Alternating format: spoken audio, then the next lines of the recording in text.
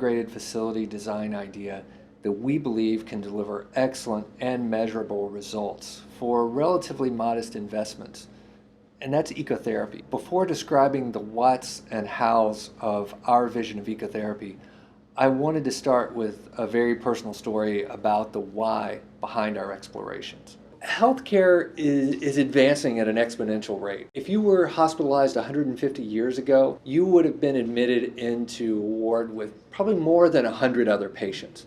You would have been exposed to all of their ailments in what were pretty appalling conditions. The pavilion movement in the mid-1800s was one of the first steps in improving hospital facilities by increasing light and ventilation and reducing ward sizes. But 25-plus bed wards were still the norm through the first half of the 20th century. The Hill-Burton Act in 1946 was another giant step forward, and that mandated semi-private rooms. And finally, in 2006, the FGI guidelines began requiring all new facilities to have private patient rooms.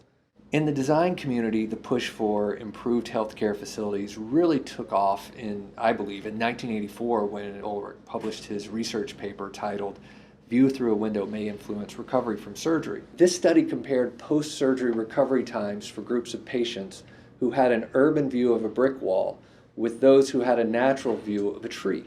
The results showed that the tree view group experienced significantly better recovery times and required less pain medications than the wall view group. This study was really one of the first to offer hard proof that the built environment could have a direct positive impact on clinical outcomes by addressing the psychological needs of the patient.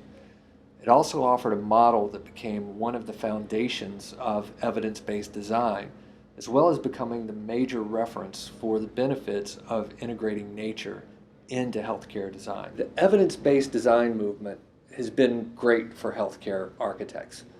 It's really helped transform hospital architecture into humanized places of hope that celebrate life, and it's connecting patients and staff to the natural world through views, healing gardens, and respite gardens. This has been an integral part of the vast improvement in healthcare facility design. So, everything's great in the healthcare design world, right? Healthcare systems understand the evidence, and they're empowering their designers to create facilities that are tuned to kind of our basic human needs. Outcomes are improving, right? Patients are satisfied. It's healthcare design's golden age. And then we kind of get this kind of two-fisted punch in the gut. Right? And the first one is, kind of love it or hate it. The Affordable Care Act became law and created this kind of massive amount of uncertainty for healthcare financial models.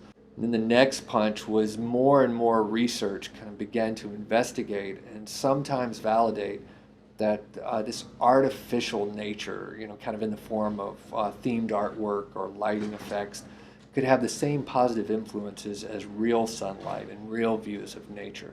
So personally, I feared that this confluence of reduced capital and a seemingly less expensive artificial method for simulating nature could result in the marginalization or complete elimination of what I thought was a really important aspect of healthcare design. That the standard could become, the expedient hanging of a cliched photograph on the wall. I started to dig deeper and to try to gather an understanding of what this more complete relationship of patient to nature, beyond the simple visual relationships that have been the focus of most of the widely referenced studies, and how a more holistic relationship could lead to improved outcomes and perceptions of healthcare environments. So what I found was a tremendous amount of research and data that reaffirmed my belief in the healing benefits of nature. Depression, obesity, nutrition, cancer risk, blood pressure, bone density, and immune functions are just a few of the measurable biometrics that improve with a participatory immersion within nature. What quickly became obvious to me was that the way we've been considering nature in healthcare design has been far too limited. Recently, we've been evolving our design approach with ecotherapy as a core ingredient. And this approach is centered on the conviction that there is an instinctive bond between human beings and other living systems, and that this bond is essential to good physical and mental health. Our designs strive to provide both visual or contemplative and physical, which are participatory, immersion in nature as vital components of an integrated multidisciplinary treatment plan.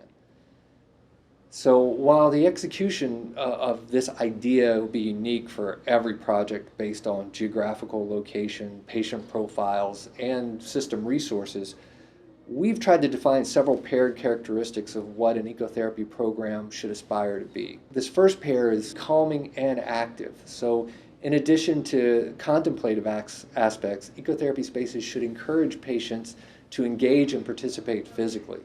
If at all possible, patients should be encouraged to kind of get their hands dirty and help create, maintain, and nurture the gardens that they'll be in. The patient should be allowed to heal themselves by healing the earth. The next set is accessible and inclusive. These spaces should be appropriately green and lush. We found about 70% green to 30% hardscape seems to work well, but be easy to use. Walkways should be wide and meandering and constructed of low glare materials, minimal joints. Gardening beds, seating, and other features should be at various heights to facilitate usage by all age and mobility groups. Our next pair is productive and nourishing. Gardening zones should include produce that can serve to both nourish and form the basis of a dietary educational program. Involving nutritionists and food services in the planning and use of gardens can introduce fresh organic herbs, fruits, and vegetables into meal plans. The next set is kind of public and private. Natural spaces should be designed to provide opportunities for groups to socialize while also having personal spaces that allow for solitude and meditation. Care should also be taken to appropriately zone age and illness-related spaces. They should also be therapeutic and educational. Gardens should be tuned to provide specific healing qualities and educational opportunities based on the patients they serve. Aromatic plants such as chamomile and peppermint are really effective in improving mental and emotional imbalances while also enhancing creativity and well-being. Vitamin and antioxidant-rich fruits and vegetables such as oranges, strawberries, and spinach can contribute to dietary plans and healthy lifestyle education.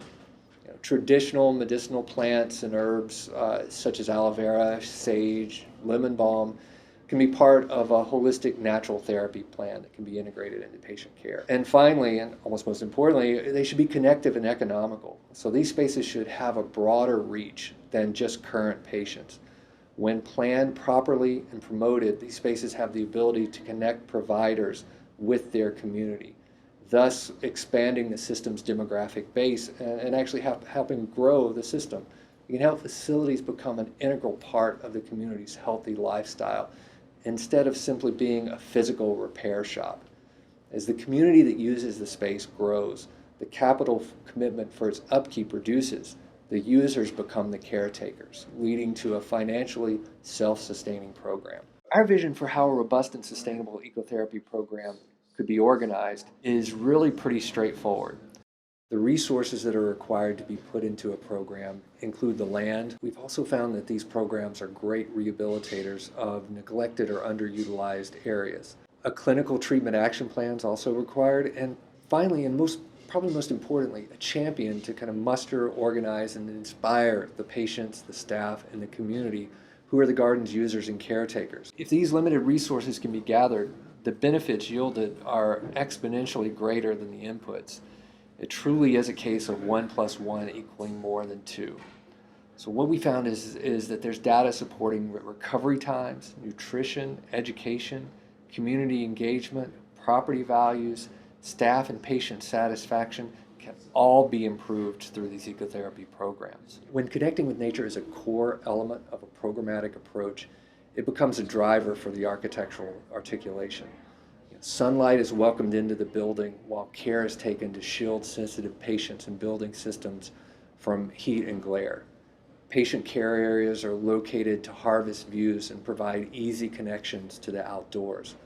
Materials are chosen to complement the high touch, high quality and warmth of nature. Materials are chosen to complement, kind of the high touch quality and warmth of nature. The boundary between nature and the built environment really starts to dissolve, and that's when we really get back to nature.